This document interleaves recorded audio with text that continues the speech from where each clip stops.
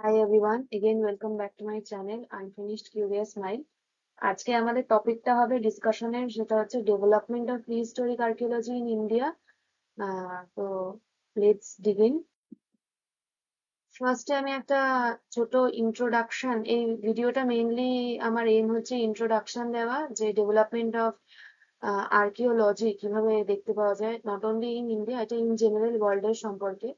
So এইটার উপরে বেশ কয়েকটা ভিডিও আসবে, যেখানে এই স্লাইডটা আমি হাইলাইট করছি যে বেসিক্যালি ভিডিওর টপিক গুলো কি হবে। এটা ইন্ট্রোডাকশনের উপরে ভিডিও। নেক্সট যেটা হবে সেটা হচ্ছে এইমস এন্ড অবজেক্টিভ, তারপরে হবে হচ্ছে beginning of historic archaeology in India. এবার তারপরে যে ভাগগুলো, যেমন formative phase, descriptive phase, analytical phase, সেগুলোর উপরে একটা ইন্ডিভিজুয়াল একটা ভাস টপিক। তো প্রত্যেকটার উপরে এক একটা ডিটেল ভিডিও আমি বানানোর চেষ্টা করবো। তো ইন্ট্রোডাকশনটা যদি এবার শুরু করি, তাহলে দেখতে পারবো যে বেসিক্যালি কি দেখা যাচ্ছে যখন আর্কিওলজি ডেভেলপমেন্ট শুরু হচ্ছে। প্রথমেই আমরা জানি যে হিউম্যান বিং অ্যাকচুয়ালি বেসিক্যালি একজন খুব ক্রিয়েটিভ এবং কিউরিয়াস একটা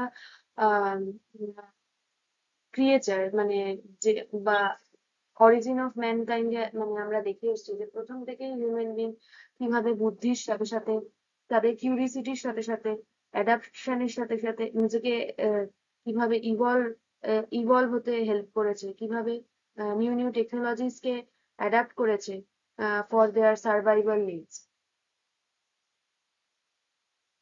আস্তে আস্তে কি দেখা যাবে যে আহ আমরা যদি একটু পাস্টটা দেখি, তাহলে দেখতে পারবো যে আর্কিওলজিক্যাল যে টুলস গুলো আছে বা যে অবজেক্টস গুলো আছে, সেগুলো আহ মানে ইউজুয়ালি প্রথমে মানুষরা অ্যাওয়্যার ছিল না যে ওগুলো আর্কিওলজিক্যাল টুলস না অবজেক্টস। প্রথমে লোকজন ওগুলোকে এমনি নিজেদের শখ বা হবি হিসেবে কালেক্ট করতে। ইউজুয়ালি এটা ইউরোপিয়ানদের মধ্যে আমরা পরে দেখতে পাবো যে যারা একটু মানে মানে রিচ পিপল, রিচ ক্লাস থেকে বিলং করে, ইন টার্মস অফ মানে সোসাইটিতে হাই পজিশনে বিলং করে ইকোনমিক্যালি, তারা এই সমস্ত শখ পূরণ করতে হবি হিসাবে বিভিন্ন জিনিসপত্র কালেক্ট করে রাখে। এই অ্যান্টিকুইটিস গুলো মানে বেসিক্যালি দেখা যায় যে চাইনিজ, ইউরোপিয়ান, মিডল ইস্ট ট্রাভেলার্সরা ইউজুয়ালি এগুলোকে কালেক্ট করতো। 19th সেঞ্চুরিতে এরকম কালেক্ট করতে করতে একটা মানে একটা এনলাইটমেন্ট পিরিয়ড যেখানে শুরু হয়, যেখানে কিনা আস্তে আস্তে মনে হয় যে এই সমস্ত এত তো কালেকশন হচ্ছে, এগুলোকে কোনো একটা জায়গায় রাখা দরকার। তখন কি হলো, একটা মানে বেসিক্যালি ড্যানিশ গভর্নমেন্ট একটা মিউজিয়ামের একটা প্রপোজাল দিল, যেখানে তৈরি হলো হচ্ছে অ্যান্টিকুইটিস কমিশন, যেই জায়গায় কিনা সমস্ত এই সমস্ত কালেক্টেড যে সমস্ত অ্যান্টিকুইটিস গুলো আছে, সেগুলোকে একটা জায়গায় নিয়ে আসার একটা প্রবণতা তৈরি হলো, ডিসপ্লে করা হয়, মানে যাতে আরো লোকজন আর কি দেখা যায়। এবার আসে ক্রিস্টিয়ান জুরজেনসন থমসন বা সিজে থমসন। সিজে থমসন হচ্ছে যে ভদ্রলোক, তিনি হচ্ছেন বেসিক্যালি যিনি একজন ন্যাশনাল মিউজিয়াম অফ ডেনমার্ক কোপেনহেগেনে কিউরেটর পদে যোগ করেন। উনি একজন বেশ ইনফ্লুয়েন্সিয়াল ব্যক্তি ছিল। He was also belong to well to do background, like ওনার বাবাও একজন মানে সমাজে মানে সোসাইটির প্রতিপত্তি মানে লোক ছিল।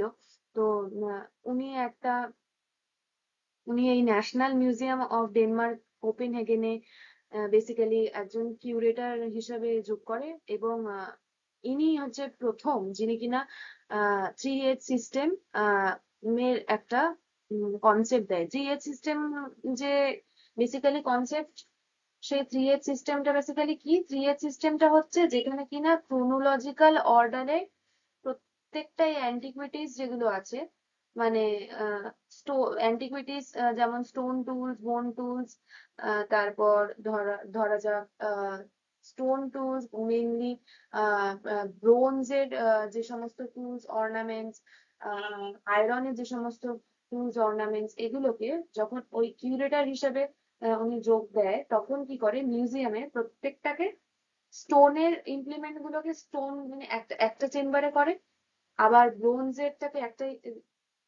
একটা চেম্বারে করে, আবার আয়রনটাকে আরেকটা চেম্বারে করে, এবং প্রত্যেকটাকে ওইভাবে সাজায়, যাতে মানে এরকম একটা ধারণা তৈরি হয় যে প্রত্যেক মানে একটা স্টেজের পর থেকে আরেকটা স্টেজ এসছে, এরকম ধরনের একটা সিস্টেমেটিক্যালি বেসিক্যালি সাজায়। এবং এটার একটা মানে যখন আর কি ওখানে যারা মিউজিয়ামে আসে এবং দেখতে আসে মিউজিয়ামে, তাদের একটা মাইন্ডে স্ট্রাইক করে যে এইগুলো এরম ভাবে এসছে, যে স্টোন এজের পর, এবং ওটাকে ওনাদেরকে এরম ভাবেই তাদেরকে একটা মানে মিউজিয়ামে এরকম ভাবে দেখানো হতো যে প্রথমে স্টোন এজের চেম্বারে যাওয়া হতো, তারপর ব্রোঞ্জ এজের, তারপরে আয়রন এজের।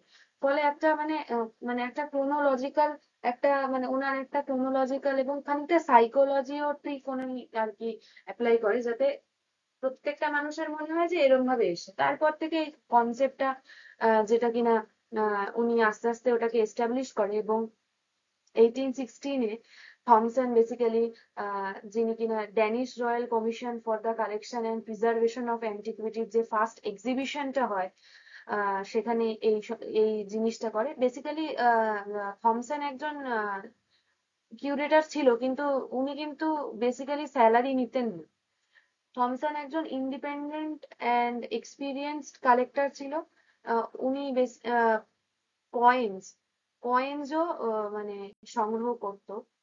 নেক্সট আপ যদি দেখি, তাহলে দেখা যাবে যে থমসন এই আমরা যেমন অ্যাওয়্যার হলাম যে এই যে ক্রোনোলজিক্যাল অর্ডার, মানে stone age, bronze age, iron age, উনি যে ক্রোনোলজিক্যাল অর্ডারে আর কি উনি এই পুরো সিস্টেমটাকে সাজায়, এবং ভিজিটার্স যারা মিউজিয়ামে আসে তাদেরকে ইনস্ট্রাক্ট করে। এবং আহ আস্তে আস্তে থমসন মনে করে যে এটাকে আরো বিশ্বের দরবারে তুলে ধরা দরকার, তাই জন্য থমসন পাবলিশ করে বিভিন্ন জার্নাল আর প্যাম্পলেটসে, যাতে এটা আরো ছড়িয়ে পড়ে। Importance of the fine circumstances of later interpretation and dating. Finally 1836-এ একটা মোনোগ্রাফ পাবলিশ হয়, যেটা কিনা গাইড টু নর্দার্ন অ্যান্টিকুইটি, যেটা কিনা ভেরি ইম্পর্টেন্ট একটা জিনিস। বারবার এখান থেকে প্রশ্ন আসে, ইন উইচ আর কি এই ক্রোনোলজিটাকে তিনি এস্টাবলিশ করেন। লেটার অন দেখা যায় যে আরো আহ উনি বেসিক্যালি এখানে যে এখানে যদি আমরা লক্ষ্য করি জিনিসটা, উনি কিন্তু stylistic analysis as well as chronological ফ্রেমওয়ার্কও এস্টাবলিশ করার চেষ্টা করেছে।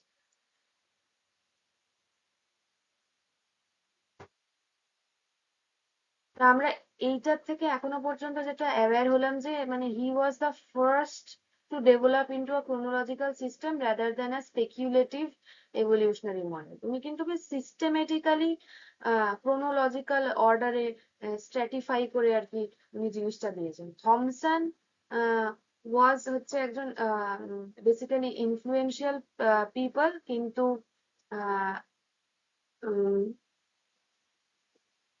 এছাড়া মানে কিছু কিছু আর্কিওলজিস্ট সেই সময়ে, যেমন জে ওয়ার্সি, ব্রোরার, তারপরে অস্কার মন্টেলিয়াস, এরা বেসিক্যালি সুইডিশ প্রিহিস্টোরিয়ানের থেকে ইনফ্লুয়েন্সড হয়েছে। এবং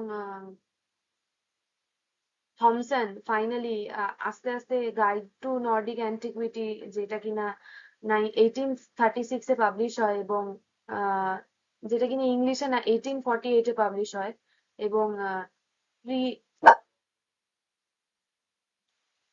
থমসন আর কি একজন মানে হাইলি ইনফ্লুয়েন্সিয়াল, যিনি কিনা আর্কিওলজিতে বিভিন্ন থিওরিজ দেয়, যেটা আস্তে আস্তে ইনফ্লুয়েন্স দেখতে পাওয়া যায় সামটাইমস লেটার। আর 1862-তে হি ওয়াজ সিলেক্টেড অ্যাজ মানে member of American philosophical society. Ah এই এরপরেই আস্তে আস্তে 1859-এ, যেখানে কিনা অরিজিন অফ স্পিসিস ডারউইনের, যেখানে উনি ন্যাচারাল সিলেকশন এর কনসেপ্ট দিয়েছে। Origin of species means of natural selection book, যেটা ডিসকভারের পরে মানে ট্রিমেন্ডাস আর কি মানে আহ, আলোচনা শুরু হয়ে যায়, কেন কি এটা ডিরেক্টলি একদম যে বাইবেলের চ্যাপ্টার অফ জেনেসিস সেটাকে আর কি চ্যালেঞ্জ করে। বাইবেল চ্যাপ্টার অফ জেনেসিসে যেখানে বলা হয়ে থাকে হিউম্যান বিং এর সৃষ্টি হয়েছে অ্যাডামস আর ইভ থেকে। বাট অরিজিন অফ স্পিসিস বলছে যে কিভাবে আস্তে আস্তে একটা মানে ইউনিসেলুলার অর্গানিজম থেকে আস্তে আস্তে এত কমপ্লেক্স ক্রিয়েচারে তৈরি হয়েছে। এবং ফার্দার লাস্টে দেখা মানে ফার্দার মোর যদি দেখি ব্রিটিশ আর্কিওলজিস্ট যিনি কিনা স্যার জন লাকবক ডিভাইড করে মানে স্টোন এজকে আবার প্যালিওলিথিক অ্যান্ড নিওলিথিক স্টেজে উনি ভাগ করে, আহ, যেটা কিনা pre historic Times in his book K publish হয়। আবার একটু পরে মানে 19th সেঞ্চুরি নাগাদ দেখতে পাওয়া যাচ্ছে প্যালিওলিথিক কে আবার ফার্দার ডিভাইড করা হয় into middle palaeolithic and upper palaeolithic, যেখানে এডওয়ার্ড লার্টেট আর হেনরি আহ, যিনি কিনা এক্সকাভেট করছে rock shelters, caves, Aquitaine basin 1860s টাইমে। সিমিলারলি একজন প্যারিস বেসড প্রিহিস্টোরিয়ান যিনি কিনা গ্যাব্রিয়েলা ডি মর্টিলেট, উনি আসছেন এসে প্যালিওলিথিক ফেজকে উনি কি করছেন, প্যালিওলিথিক ফেজ অর্থাৎ লোয়ার প্যালিওলিথিক, মিডিল প্যালিওলিথিক তো আমরা শুনলাম, আপার প্যালিওলিথিকও শুনলাম, এইগুলোকে আবার সাইমালটেনিয়াসলি এসে ওগুলোকেও ডিভাইড করে দিচ্ছে, যেখানে উনি বলছে লোয়ার প্যালিওলিথিকটাকে অ্যাশুলিয়ান স্টেজে ভাগ করছে, যেটা কিনা মেনলি আফ্রিকা থেকে পাওয়া গেছে, মুস্টেরিয়ান থেকে পাওয়া গেছে যেটা কিনা ফ্রান্সে। এবার আপার প্যালিওলিথিক যেটা হচ্ছে বেসিক্যালি লোয়ার প্যালিওলিথিক হচ্ছে অ্যাশুলিয়ান যেটা আফ্রিকাতে পাওয়া গেছে, মিডিল প্যালিওলিথিক হচ্ছে মুস্টেরিয়ান যেটা ফ্রান্সে পাওয়া গেছে, পেরিগর্ডিয়ান, অরিগনেশিয়ান, সলিট্রিয়ান, ম্যাকডেলিয়ান আপার প্যালিওলিথিক কালচার। এটা এরম ভাবে হবে মানে ফার্স্টে আসছে পেরিগর্ডিয়ান, দেন হচ্ছে অরিগনেশিয়ান, তারপরে সলিট্রিয়ান অ্যান্ড ম্যাকডেলিয়ান। এগুলোর ডিটেল ভিডিও প্রত্যেকটা স্টেজকে আবার বিভিন্ন প্রিহিস্টোরিক প্রিহিস্টোরিয়ান আর আর্কিওলজিস্টরা এসে আবার ডিফারেন্ট ডিফারেন্ট টাইমে ডিফারেন্ট ভাবে ভাগ করছে। নেক্সট আপ যদি দেখি একজন খুব ফেমাস একজন পার্সোনালিটি, আমরা যদি মানে আর্কিওলজি এর নাম উঠে আসে তিনি হচ্ছেন V Gordon Childe. V Gordon চাইল্ডের নাম বললেই মেসোলিথিক পিরিয়ড নিওলিথিক পিরিয়ডের নাম আসে, যেখানে কিনা উনি কন্ট্রিবিউট করেছেন টার্মস লাইক স্যাভেজারি, বারবারিজম, সিভিলাইজেশন। এটা যেমন আমরা ইউনিলিনিয়ার কনসেপ্ট এ আমরা পেয়ে থাকি, যেখানে same savagery, barbarism, civilisation classical এভলিউশনিস্টরা পড়ে থাকেন। V Gordon Childe is one of them. V Gordon Childe হচ্ছে উনি অস্ট্রেলিয়ান একজন আর্কিওলজিস্ট। ওনার স্পেশালাইজেশন মেনলি হচ্ছে in European prehistory and later on উনি কালচারাল হিস্টোরিক্যাল আর্কিওলজি আর ওনার মেন যিনি যিনি কিনা মার্কসিস্ট আর্কিওলজিকে নিয়েও কাজ করেন এবং বিভিন্ন ডিফারেন্ট কনসেপ্ট দেয়। লন্ডনে 1921-এ উনি রয়্যাল অ্যানথ্রোপোলজিক্যাল ইনস্টিটিউটে একজন লাইব্রেরি পদে ফার্স্টে নিযুক্ত হন এবং লেটার অন উনি ইউরোপে রিসার্চের কাজ শুরু করে এবং academic papers and books findings করা শুরু করে। He introduce continental European concept যেমন archaeological culture and ideas, assemblages of artefacts, demarks the distinct cultural group British archaeological communities. Next up 1927-এ দেখতে পাওয়া যাচ্ছে 246, যেখানে কিনা উনি এডিনবার্গ ইউনিভার্সিটিতে প্রফেসর হিসেবে আর্কিওলজির উনি যুক্ত হয়। দেন উনি 1947 থেকে 1957 as a director of the institution of archaeology London মানে পোস্টে নিযুক্ত হয় এবং উনি একজন বেস্ট known child মানে V Gordon child became known as the great synthesizer for his work integration integrating regional research।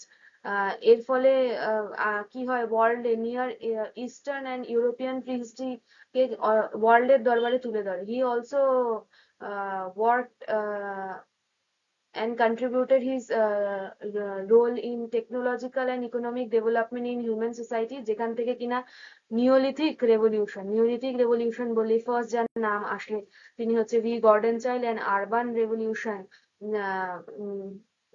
অন্যতম, যেখানে কিনা উনি মার্কসিস্ট আইডিয়াজ এ সোসাইটির ডেভেলপমেন্টকে তুলে ধরে এবং ইন্টারপ্রিটেট করে।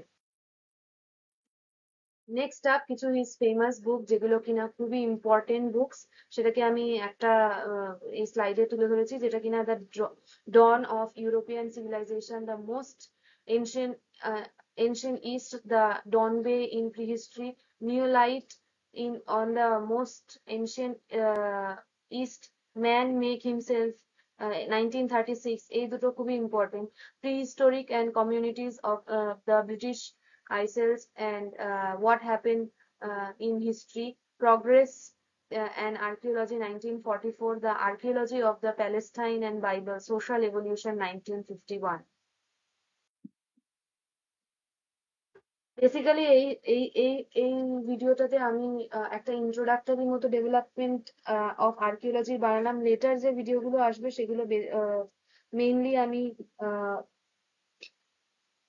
ইন্ডিয়ার আর্কিওলজিতে কিভাবে ডেভেলপমেন্ট শুরু হয়েছে সেই টপিকটাকে নিয়ে আমি হাইলাইট করব। Thanks for watching my video.